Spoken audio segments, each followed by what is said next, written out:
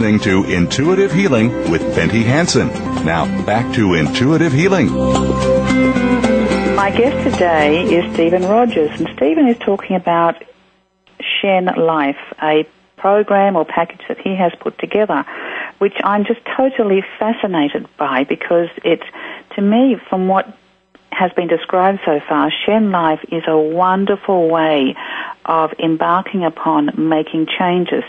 And everything that Stephen has said so far just resonates with me, because these are the concepts that are so dear to my heart. So, Stephen, what would be the most important thing the listeners can do to get started on their path to healing holistically? Well, it's attention. Our core practice, we call it PCA, or present-centered attention. I'll go back to my personal experience of being in prison. 75% of all people that go commit felonies and go to prison, state or federal, end up going back. And there's a reason for that, because they're caught in this cycle of habitual patterns because of what's in their subconscious.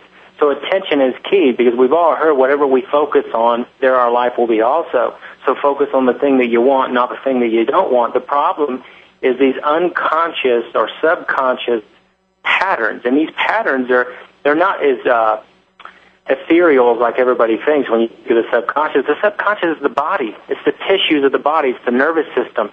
Even Freud said that the ego itself is a nervous system phenomenon. So what I began to understand in prison, when I began to have that Kundalini awakening, is what I call the melting.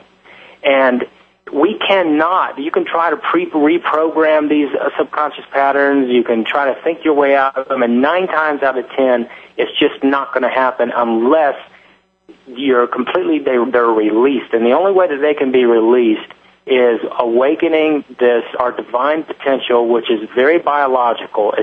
It's awakening the life force, not just chi, but the procreative life force, so that it begins to move upward out the spine or along the spine rather than out in our lives. So attention is so key, because wherever our attention is, the life force is.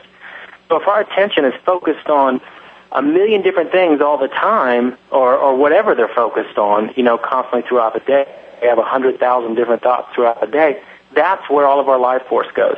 So what I teach is how to relax attention back to its root. And once you learn to relax attention by its root, your body begins to act like a cauldron. It actually begins to store up life force. And it's just like a combustion engine, right? And so when you have the breath engaged with storing up these vital essences and the vital life force, and internal alchemy begins to happen. And boom. You will experience maybe a peak experience, but if you hold your attention long enough or relax it back into the body, you'll have a permanent flow of Kundalini. And that's really what it takes to release these patterns. And then, see, we're all the time we're creating, right? Either unconsciously or consciously. But the difference between when you allow the Kundalini to release you from these old patterns is that you're already moving into a greater perspective of yourself in the world, a holistic worldview, you could say. So now your thoughts, you don't have to think about what I need to create. Your thoughts are already coming from greater potential. So that's how grace works. You just move along with it. You don't have to sit and say affirmations. Oh, I think I can, I think I can, I think I can. I am. I'm already doing it. I'm doing it right now. I'm just doing it now in a very much more, a more flowing, spontaneous way. So attention is the key. If our attention is on our affirmations, then that's where all our life force goes. But if our attention is relaxing back into the body, then we can call on the help of something that's unlimited, something that has infinite potential. I love it, because, as we said earlier, many people have followed all the exercises in all the books, and still it's not working. No, because they're using human effort, and human effort doesn't work. 9 times out of 10 it doesn't. We have to rely on something greater than ourselves, as many people call a higher power, the creative universe, the creative source. It's there, but we have to surrender ourselves to it, and ourselves is really just our attention. And you're right about that. In surrendering, letting go, and just feeling the life force flowing through, things begin to happen. Yes, they begin to happen automatically, gracefully, authentically. We don't have to think our way to it. You know, in AA, they have a great saying that you can't think your way out of this disease. And that 12-step program is basically, it's not really a program that when you get through the 12 steps, you've arrived. It's just, it takes those steps to learn all of the knowledge that you need to be able to grow closer to your divine nature. And they realize that our thoughts are what got us into this mess. And our thoughts are not going to get us out of this mess. It's what's beyond our thoughts, the space in between our thoughts.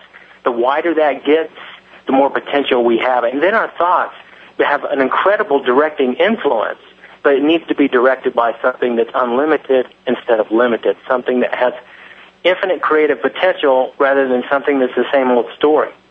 Mm-hmm. I love what you say. I really do.